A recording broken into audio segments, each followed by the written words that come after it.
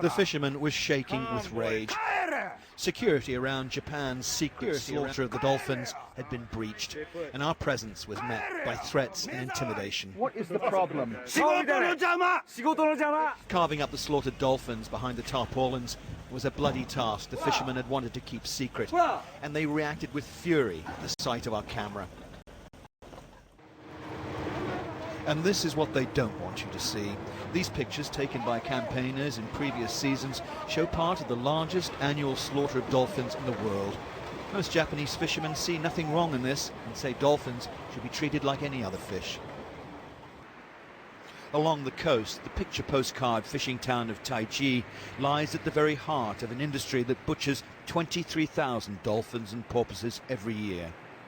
And here they are determined that their work is kept out of sight. The operation has now been moved to a hidden cove where the killing is carried out in secret.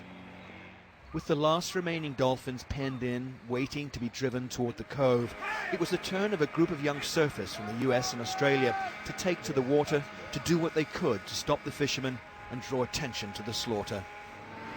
This was a dramatic and potentially life-threatening confrontation between the young surfers on their boards and the angry fishermen, using the boat's propellers to block their course and flailing boat hooks to physically prevent the surfers from reaching the pod of terrified dolphins.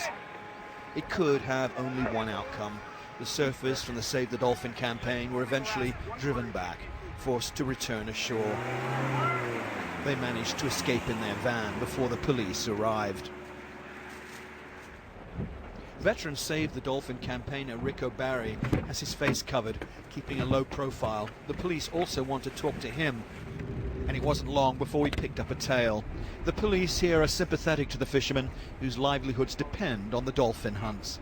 And here's the slaughterhouse right here. You see how they're covering it up? It's hard to believe that this is taking place in this time and age. It is so brutal, so cruel. And you wonder why the world isn't doing something to stop this. Within minutes, our car was surrounded by national police. Sky News. Rick was off to the station for questioning. Peter Sharp from Sky News. Hi Dave. We caught up with the surfers on the road to Osaka. How are you all feeling? Among them, Hayden Panettiere, star of the TV series Heroes.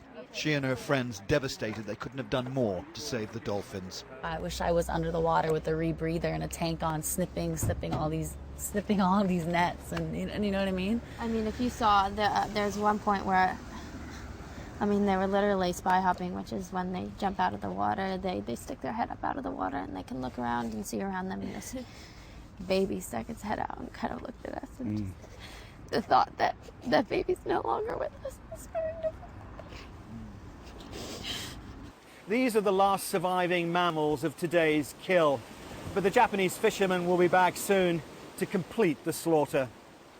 Inside the killing cove, the sea ran red, with the blood of the 40 dolphins packed and dispatched under the green tarpaulin. And for those who tried and failed to stop the killing, a quiet determination to return to these shores again and finally end this slaughter. Thank you very, very much. Peter Sharp, Sky News at Taiji in Japan.